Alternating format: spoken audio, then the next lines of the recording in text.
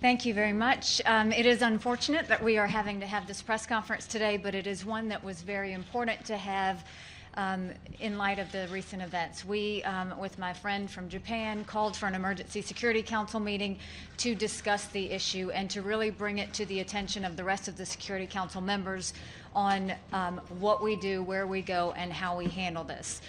We have been talking closely with our friends in South Korea in terms of how we're going to handle this as well. This is what I'll tell you is, first, to make things very clear, the military exercises that the U.S. has been conducting with South Korea, we have been conducting for 40 years, annually every year, and we always notify North Korea before they happen. We're very transparent, we're very open, and we've always been clear on that, and we've always thought that was very important. If you look at the situation in 2016, think about it.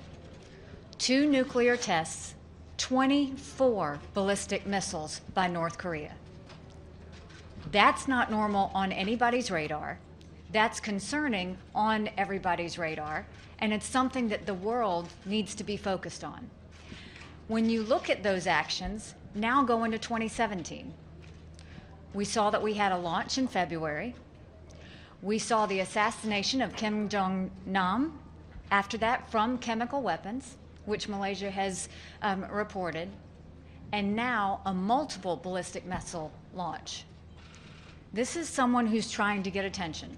This is someone who's trying to cause a reaction. But this is what bothers us. It hit less than 200 nautical miles of Japan.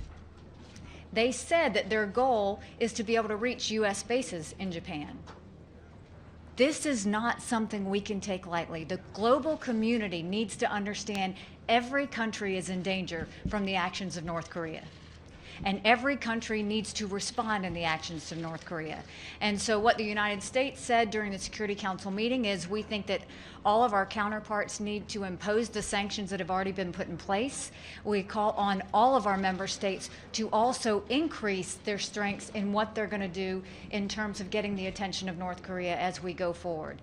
Now, in terms of the THAAD with South Korea, tell me why we wouldn't do the THAAD in light of 24 ballistic missiles, in light of 2 nuclear tests, knowing that we're going to protect our allies. We are not going to leave South Korea standing there with the threat of North Korea facing them and not help. So THAAD is, the reason for THAAD is because of the actions of North Korea. We have not seen any goodwill at all coming from North Korea. I appreciate all of my counterparts wanting to talk about talks and negotiations.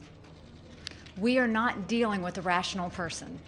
If this was any other country, we would be talking about that and it wouldn't be an issue. This is not a rational person who has not had rational acts, who is not thinking clearly. So what I can tell you is the stance of the United States is that we are reevaluating how we are going to handle North Korea going forward, and we are making those decisions now, and we will act accordingly. Now I will turn it over to my friend from Japan. Thank you, Nikki, and thank you, Ambassador, for joining us. First of all, I would like to thank Nikki for her very strong leadership in joining with us to call for this meeting, and I appreciate that the presidency has called this meeting at a very early date, soon after their arrival back from a very important mission. Most of what needs to be said, I think, already has been said by Nikki and the President, Matthew, but I would just add 2 things. One is that, yes, this is certainly an important matter, a serious matter for the whole world, but for Japan, it is something that is totally unacceptable. We have made it very clear that to the North Koreans that we are not going to accept this. This time again, we have made direct statements to them that this is totally unacceptable, and we have condemned them very strongly on it. Second point is that this is actually very dangerous. The 3 missiles which landed in our EEZ, the exclusive economic zone, landed where fishermen do fishing for squids. I mean, there could be ordinary civilians doing ordinary things. Planes could be flying, ships could be navigating. They didn't let anyone know about their intentions, and they just did it. So the simultaneous launch, which they said was done by a part of their military, which is responsible, which is tasked, according to them, for striking US bases in Japan when necessary, that is again something which shows us that they are really serious in this aggressive actions. And we really need to call upon our colleagues, international community, to take a very strong stance, sending a very clear message to DPRK. And I'm glad that the Security Council has come up with a very strong statement yesterday and very helpful in their discussion today as well. I'll turn the floor over to our colleague. Thank you, Guru. First of all, I'd like to thank Ambassador Haley and Ambassador Bishop for their leadership in moving the Security Council to take swift actions, such as issuing the very strong press statement yesterday and convening the emergency meeting of the Council this morning in response to North Korea's ballistic missile launch last Sunday evening, which was conducted only 22 days after the first launch of this year, on the 12th of February, following the 24 ballistic missile launches which were already conducted last year. As you all know very well, the international community has been responding to this North Korea's continued and repeated nuclear and missile provocations very resolutely and swiftly in the past. And this time, once again, it was united in condemning North Korea's increasingly reckless behavior in the strongest terms. North Korea's provocation this time is particularly alarming in that it was made in the midst of international community's shock and anger towards the inhumane and brutal assassination of Kim Jong-nam, the estranged half-brother of the North Korean leader, using the VX nerve agent, which is a chemical weapon banned by the CWC, Chemical Weapons Convention. Perhaps the leadership in Pyongyang might have believed that these continued provocations may help enhance his bargaining leverage vis-à-vis the international community as a whole, but he was simply wrong. It will only further deepen North Korea's isolation and accelerate its path towards self-destruction. I'm quite confident that the North Korean leader will painfully realize how great and serious miscalculation he has made, and he will soon pay the price for what he did in defiance of concerted warnings from the international community. We will continue to work closely with the United States, Japan, China, Russia, as well as other members of the international community to step up our sanctions and pressure on North Korea so that they will feel the real pains of the sanctions and pressure, thereby change their strategic calculus and eventually abandon the nuclear weapons and missile programs. Thank you very much. So again, as I've said before, I will respect you if you respect us. We are going to keep this because of the sensitivity of the issue just on the North Korean situation. And so we'll start, all of us, any of us will take questions. Yes, sir. Joseph Klein of Canada Free Press. Given the consultations and the strong press statement that came out yesterday, do you think that the Security Council is kind of reaching its limit in what it can practically do other than to eliminate loopholes, tighten implementation of the sanctions, put out further statements? And I ask that particularly given what you said about who we're dealing with, an irrational person who doesn't seem to care what the international community thinks. Thank you.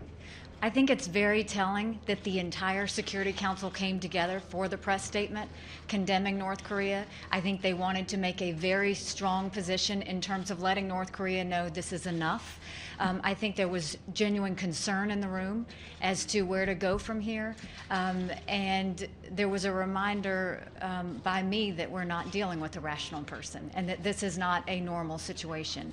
And so I think what you're going to see is all of them are going to go back and talk with their leaderships about making sure sanctions are in place. That was also impressed by the Secretary General, that they wanted to make sure sanctions from resolutions in the previous past are being put in place, and look to see what else can be done. So I think we're now in a situation where you're going to see every member state go back and say, what else can we do to get the attention of North Korea?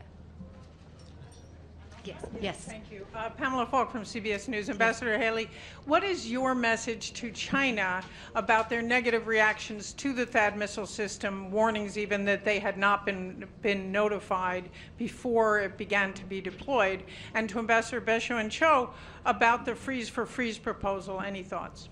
So with our friends in China, we've made it very clear that that is not in any way directed towards China. It is specifically for North Korea. That's the reason that we're trying to have the backs of South Korea in the way that we do that. So we have made that very clear to China, and they understand that we need them. I mean, we need China. We appreciate, one, the strong statement that they have made recently. We appreciate them getting together with the entire Security Council to join in that. But we also know the importance of China in this situation and how they can really make a difference. And so we'll continue to enforce that with them. Just to follow up on the freeze for freeze proposal, do you also think North Korea has to go first in terms of suspending the nuclear program to suspend the maneuvers? We have to see some sort of positive action taken by North Korea before we can ever take them seriously. They've given us enough reason to think how irresponsible that they are, that we ever try and think that we're dealing with a rational person on this.